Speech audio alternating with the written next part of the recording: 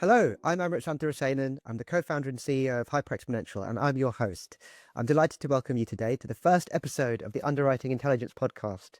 I'm excited to be joined by James Slaughter, the Group CEO at Apollo.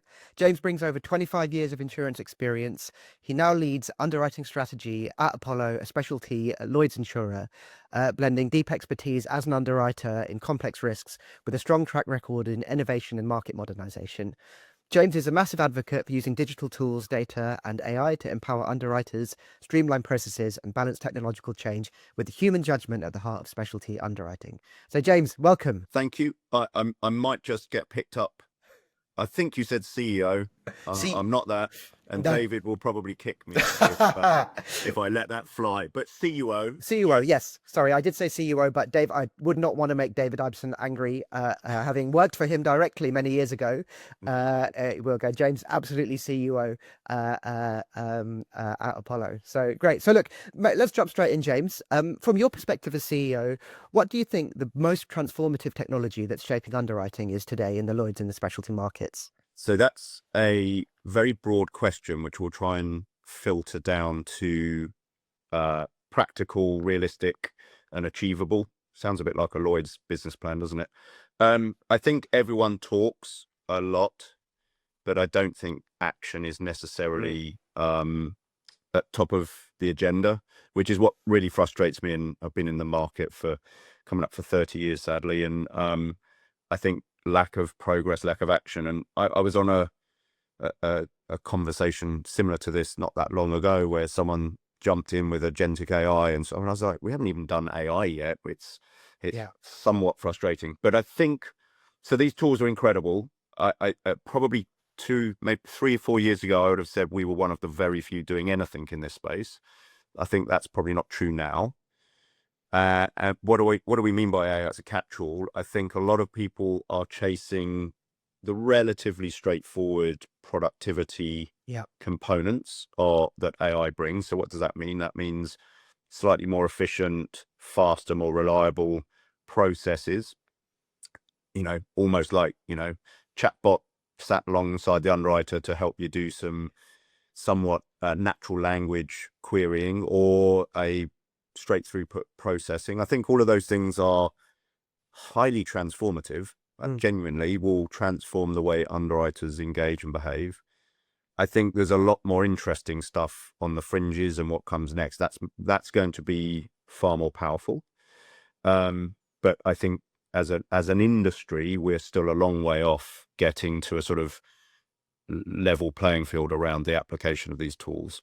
Yeah, I agree. One thing I'm really interested in, and, as you said, Apollo have always been kind of a tech forward company. But one of the hardest parts, I think, today is keeping people focused on getting things over the line. Because like you say, people are talking about agentic frameworks, automated stuff before we've even, quite frankly, got the basics done. What are the things that you do in your organization? Because you have to advocate for your team, right? Underwriters are very busy actually getting the business in. How do you keep people focused on this? In all my career, I've always had a little bit of a mindset around the concept of quick wins, although it doesn't necessarily mean quick, but making progress. So don't spend years looking for perfection. That's the enemy of what we're trying to do, for sure. I think the other thing here is, and this is possibly what gets in the way at an industrial scale, is this does not work unless you have organized your data and your data infrastructure in a way that allows you to then go and take the benefit of it. And in all my experience, companies have been built on an infrastructure that is not compatible with what the ambition of the businesses are. And what we had here at Apollo, which was very attractive to me when I was deciding whether I was going to come back to the industry or not, was a greenfield site. And as a greenfield site, we're essentially an Azure platform, which means we access all of the toolkits that are available there, which is many and manifest. They're incredible tools. Whether we know how to use all of them, different matter. But what that does mean is that my data and my toolkits talk to each other. And as you know, with our really exciting project, we're able to jump in and jump out of a process flow and not worry about the interruption that might have to our data or the quality of that data or the accessibility of that data. That foundational piece, we spent 2 years, 3 years probably really focusing on that, because as soon as you've got that, you can get comfortable that you can build the trust that these tools require. So one of the things that people forget is, if we're going to ask underwriters to use these tools, they've got to trust the output, because there's no point if they sit there and go, the output is not what I'm expecting, I don't trust it, they're never going to use it. So to bring very busy underwriters who are traditional, typically, not all, but mostly traditional, and have ways of working, if we're going to disrupt that, and we are, then we've got to establish trust very early in that process. And that only comes with credible data that's accessible, timely, and repeatable. Yeah, so true. So many things you said there that are fascinating. And, one of the things I've seen really clearly is when we look at our clients, and we've got some clients who are 200 years old, and we've got some clients who were born, in the most recent era. And, those, the example you gave, those who were able to build on a cloud native stack, over the last few years have just got so much of an advantage. Right, they're not going back looking for the spreadsheets from 1996 to see actually whether there's insights in there. They're able to build very, very quickly. And that's not to say that if you've got a legacy stack, you can't move quickly, but you need a different mindset, I think. And it's just really interesting. Obviously in our work with Apollo, we've just seen you able to move very, very fast, right? Get things live, get things in the hands of underwriters. And addressing that second point you made, like, actually, if you're an underwriter, like, you have to address the what's in it for me, right? Like, we have to do that. And, we have to do that as a vendor. If we can't come in and go, by the way, what we're not foisting upon you is a technology project. We're going to foist upon you some better insights, some data, and a better life post this. Like, it just doesn't work. So it's such a critical point. It requires a couple of things. One is, this is a leadership thing, which is why in my opinion, and I may be controversial here, that the industry has struggled here.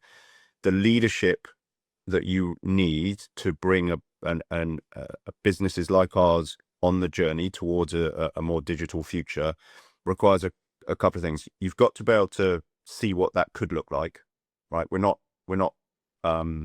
able to predict the future with accuracy, otherwise we'd have all done the lottery and left. But at least have a picture of the future that is compelling, interesting, and differentiated. So we need to be able to tell the story, as I say.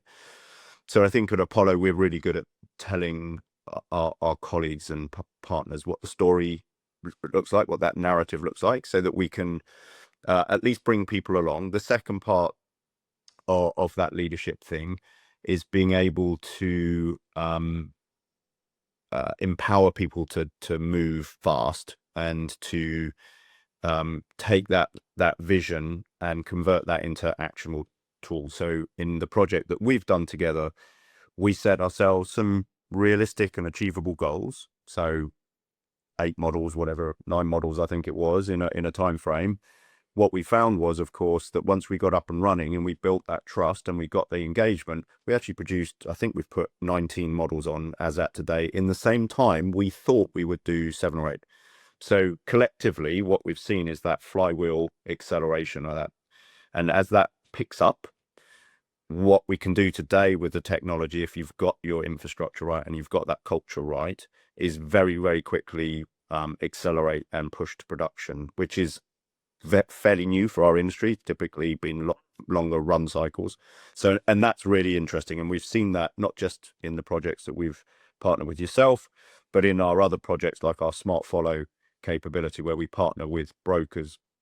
The ability for us to get it right and then to accelerate that and to repeat that process and to roll out more has allowed us to go much, much quicker and to get everyone coming with us at that speed, because underwriters typically will get bored if you aren't putting tools in their hands that they can use and play with, and that's so critical to our success. Yeah, it's really interesting.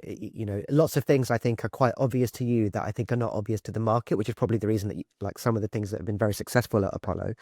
You said a few things there which I'd love to pick up on. So you talked about a vision, right? And I think actually being able to come in and as a leader present a vision that gets your team really excited is just like a fundamental thing that most people don't do, right? You suddenly are working as an underwriter and this project turns up.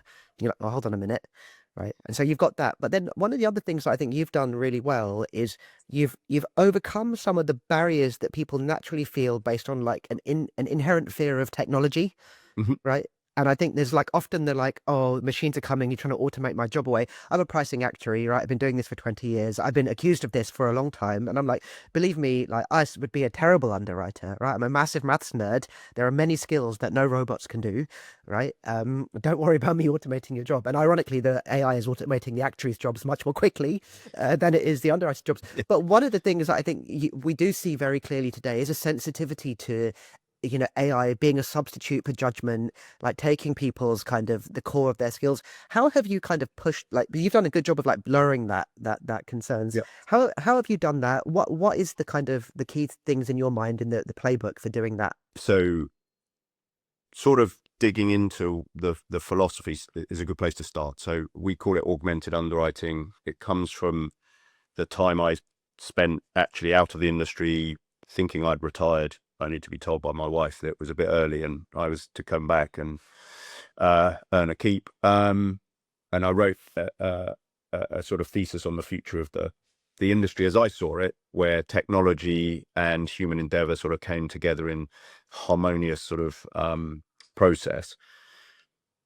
I think what's really important, there's a couple of things about our industry that make this a really interesting area to sort of dig into. The first is our business is very human. A lot of financial services has become less human Yeah, and more transactional. Our business remains, particularly in the London market, a very human agreed. role. So there is, however exciting some of the really super advanced tech is and how humanoid it might appear, it's not human. It's not human. And so the empathy, the emotion, the friendships and the relationships you build in your career, you're not going to AI those away. And nor, frankly, is that where we should be spending our time or effort or resources thinking that we can. So when I first pitched this to underwriters who at the outset may well have been of the mind that you're just going to eradicate my job and you're going to robotize my decision making, I think what I tried to do was to pitch it a very different way, which was to say, no, what I want to do is I want to supercharge you. I want to take you from being great to the best in the world at what you do. And the way I'm going to do that is I'm going to focus on 3 things that you do that I think can be enhanced by digital to enable you to, in the aggregate, in the round, across all the things you do, just be better. So the first of those is performance. So can we make better decisions? And how do we help make better decisions? Can we put data in your purview that allows you to make better decisions? And I think that's actually the harder of the 3 use cases that we have. However, we have moved inordinate amount, and part of our pricing transformation project we did was about putting those decision insights in the right place at the right time for better decision making. But we also do non-pricing risk validation, we call risk scoring. That is a second order information insight set that goes with our decision tools. Those are aimed at improving our decision making, both at the per risk or the asset level, but also at the portfolio level. So performance is one. So can I help you make better decisions? I'm not replacing you with an algorithmic decision tool. What I'm doing is saying, if you make this decision, these are the sorts of outcomes that might occur. You've made these decisions before. Is that still a consistent decision you want to make? How does that appear relative to other decisions you've made? Are there decisions you've not made that we might have done differently? What can we learn? And we always talk about AI, machine learning stuff. What we're really focused on here is the human in the feedback loop, where the machine is learning, but so's the human. We always talk about, oh, I'm going to train a machine and it's going to turn into some sort of self-learning Terminator thing. That's not what we're building. What we're really building is a nice set of tools that allow both the machine and the human to learn together, so that the output of those 2 things is better. And so that's part number 1. Part number 2, productivity, is I'm going to allow you to do more of this. So as an underwriter, if inherently I've got the biggest, most profitable book in the world, inherently I'm playing into the the psychology of the underwriter being the top trader, which, was, if all of my traders were the best in the world at everything they did, would be fantastic. I've got some amazing underwriters. I've got some very forward-thinking underwriters who are lean into this. I've even got some more traditional underwriters who've seen and come with me on this journey and bought into this idea that we're going to make them better. And some of them have really lent into it and really driven how we've adopted it. And the final bit is engagement. So we've got performance, productivity, engagement. The engagement piece is about how we then take that out. Is that the insights that we take? Is it the speed of our response? Is it that we provide better quality products that we can then take to the market? So how we engage with customers and brokers is the sort of third pillar of it. And so breaking it down like that and saying, here's how I'm going to help you be better at what you do, and here's how we together collectively learn and develop. That's the model we've used to get that buy-in across. And it's not just underwriters. We're doing a similar thing with our claims teams. Again, the same thing about being just collectively, if we can be better, then we all gain across our company. I love that. It's, again, lots of things I think that come naturally as part of your leadership style is just like doing this work up front and the value of doing this, right? It's just so amazing how actually, because of the nature of these projects is there's a lot of technical lift, and the natural place to put all the calories is the technical lift. But actually this pre-work is probably the bigger driver of success or failure, right? Yeah. When it comes to adoption. And it's just really interesting to hear the framing that you put there. That's awesome. Brilliant. Look, so I think maybe the other side of this is when you've got a project live, and one of the things I say with our clients is one of the most effective ways to get success is to get, as you said, a quick win, an early win, and then have that socialized. Do you have any moments in your mind just across Apollo's, the time you've had at Apollo, where like new technology or data just like actually had changed them like a decision? And obviously you don't need to reveal the proprietary side of it, but like actually led to like, yes, we've done this differently. Yeah. So actually, one of the first things I did when I joined Apollo in face of quite a challenging property market, was still coming through some doldrums, and there was still a lot of activity. Texas winter storm was a particular tricky loss in the market. We actually did a prototype of what we call our sort of risk scoring, augmented underwriting approach, where very simple, don't make it complicated because you can't explain it at that point. We just said what data is in our environment that we haven't thought about with regard to every decision we're making. And it became clear that there was a couple of things, very simple things that I probably as a practitioner think about in my head, but maybe don't execute in a spreadsheet somewhere. So we literally took one of our data scientists, Mac, amazing speed with which he worked and turned this around. But we basically said, look, let's take 4 additional factors, and they are calculated fields from our raw data, and just put them up against our other decision metrics like price and capacity and whatever.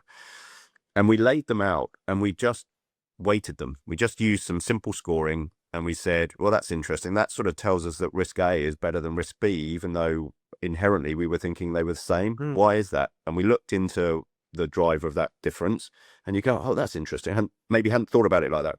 We then do, and this is a process that we've now adopted in the way we steer portfolios and drive underwriting productivity in where we deployed, is you then rank your risks.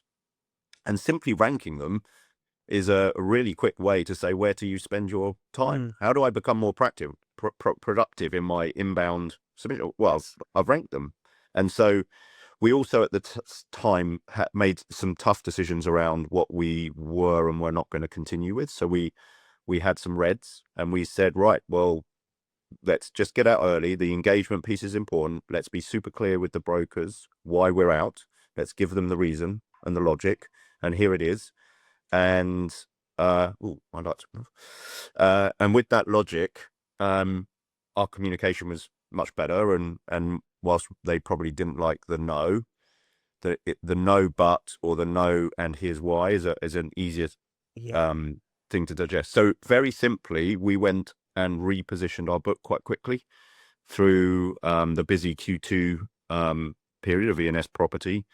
And actually, that's positioned ourselves brilliantly for what happened next, because it gave us an insight as to when we could go harder and faster into the market. We lent into the market a year before everyone else because we saw through these metrics. And unsurprisingly, in a market like we have today, where property rates are coming off pretty quickly, probably too quickly, we're about to do it again. But this time we've got a way more sophisticated toolkit rather than James Slaughter's 4 data points that he sort of plucked out of the sky, because we've got the data in our inventory. So very cool. What's really interesting as I hear you speak is, the market's very focused at the moment on this concept of triage, right, and prioritization. And what you're describing to me is well before it was sexy to have these products. HX has just launched one, so right. So I'm not going to pretend that we're not part of this, right? Tooling to automatically rank, prioritize, give you the red, amber, green, yes, no, maybe scores. You were doing this, James Slaughter triage, like well before it was fashionable. And I think it's really interesting to think about that, because the most valuable thing that I say, what's the most valuable asset I have is my people's time. Yeah. Right. And what you've just done there is talked about a framework for putting people's effort and time in the right places. Yeah. Look, but you take the second order effect as well, which is my most senior underwriters are my most valuable underwriters in terms of compensation per unit of underwriting That's right. effort. No surprise. And so I want them working on the hardest and most complex risks.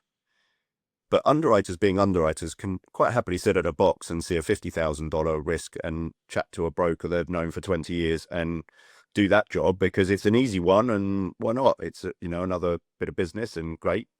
But actually, I've got some really talented youngsters, and they should be doing that, because actually we've got 5 much more complicated ones over here. So it's not just about time; it's about the allocation of that resource to the right resource. That's right. To do the work that reflects the level of input required and the human component of that. And so I like that second order one. That's really a focus for us, because it allows us to in a world where training and development takes on a very different look and feel in a hybrid sort of environment, it becomes a very specific way to train and develop my talent as well. Yeah. Gosh, there are so many things we could pick up here. It's very clear that you've done a really sterling job of building a future-looking culture. And maybe if I can pull you back for the next season of this, we can talk a bit more about that. But I want to think a little bit about the something you said a minute ago, which is you took the opportunity to do a temporary retirement, and then with the space, you could pull the thesis together on actually what the future would look like. I'd love maybe for you just to think a little bit now that you're back in the kind of arena, and you're looking, the world is changing, faster than ever. If I ask you to look forward into 2030 or beyond, like, what do you think the key differentiators of like those future facing underwriters, of many of whom, like, as you said, the youngsters you're breeding at Apollo, like, what does that look like for them? And, what do we need to do today? What are you doing today to prepare us for that future? So it's a good question. So a couple of acknowledgements. So if I look back at what I thought in 2019, 2020, and what's transpired today, it's pretty close. I'd give myself a sort of A- or something for predictive quality. Not quite a machine learning tool, but pretty close. The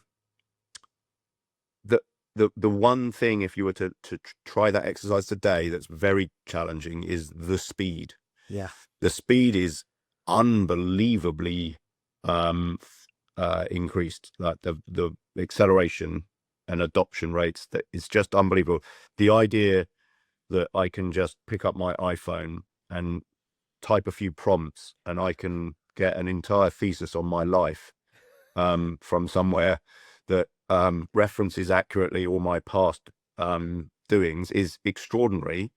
And if you apply that sort of technology to the things that we do and the value that we create as an industry, that's super exciting, but somewhat scary, because I think as an industry, we're going to have to learn to move a lot faster.